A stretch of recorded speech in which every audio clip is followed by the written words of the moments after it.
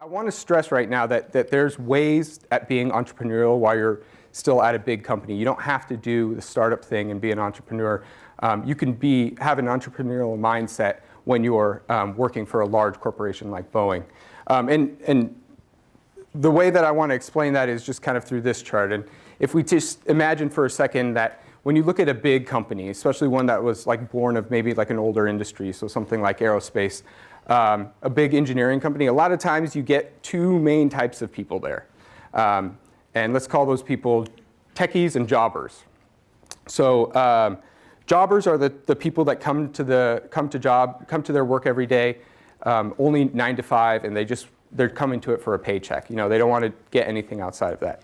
There's not anything necessarily wrong with that. I mean, there's more to life than just work. But you know, that was never me. I was never of that jobber type. The other people are the techies, and those are the people, you know, like the brilliant engineers, the specialists, the program managers, the types of people that, you know, want to become very, very good at one thing, and they care very much about that, but they really don't care about anything else in the company. Now, the interesting thing that I've learned about being in a company full of jobbers and techies is that, you know, if you're entrepreneurial minded and you want to do things, basically both those groups of people will move aside and let you do it. They won't stand in your way.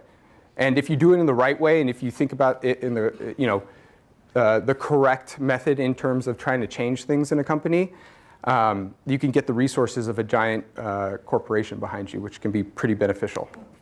So the opportunities I've had at Boeing in the last 10 years have been amazing. You know, I've been kind of in charge of the engineering and design for multiple spacecraft, the propulsion systems specifically. So I'm a rocket scientist or propulsion systems engineer.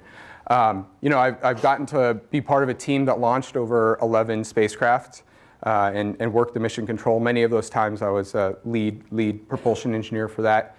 And when you get to do that, you get to do things like cool things like sit in mission control and say, propulsions go for launch, you know, during the countdown. So when I did that, I could, you know, check that off a bucket list that I didn't even know existed, because who has that on a bucket list?